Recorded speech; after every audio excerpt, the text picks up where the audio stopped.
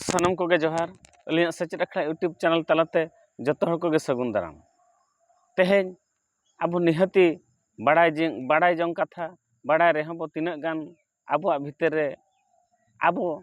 तेहें कमी तेहें बो कमी मा ओना कथा इदी कते तीना गान गालमारा बो दोहया अब जीवन रे जतो घटना दुर्घटना हिजुक कान बाड़ाय कान गया बो अब कमी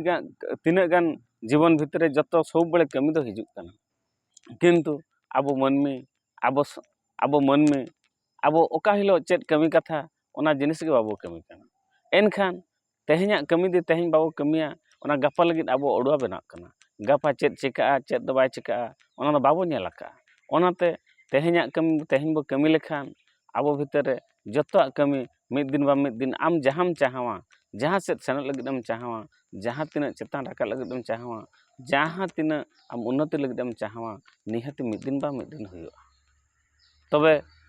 मिदन कमबो हिसाब मा अब मा चासे अब जतो हर के बो चासे तबे मिन हड़ा दो बेस हुयुक काना आर मिन हड़ा दो कड़ी कम धारा हुयुक काना ओना तबे चिकाते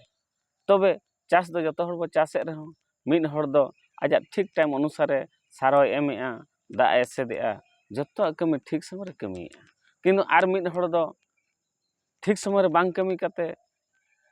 अगड़ बिगड़ धाराय कमीआ ओना तेगे अकिना भितर चास हुयुक हो कड़ी अगड़ बिगड़ हुयुक काना ओनका के पढ़ा क्षेत्र हो ओनका के जतो गिद्र बाको फर्स्ट क्लास दाड़िया काना चिकाते आको भितर रे ठीक समय रे ओकर ठीक कमीआ चिंता करते कमीआ उइहर करते जतो ठीक से कमीआ उन दो निहाती मांग से सेनत लगिन लहांती काना ओको यदि पढ़ो ᱧᱚᱜᱚᱜ काना ओको बाय कमी काना ठीक से उनिया कमी दो लातार ᱧᱚᱜᱚᱜ काना बा उनी दो ओना अनुसारे ठीक फल दो बाय ᱧᱟᱢᱮᱟ ओनका के जतो कमी रेगे आबो यदि तेहें कमी तेहें बो कमिया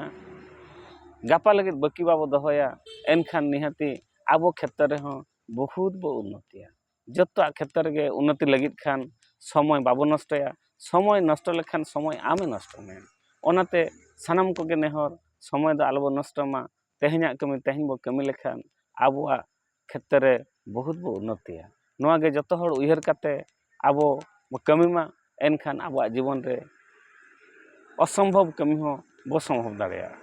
मा तबे तेहें दो इना गे जोहार।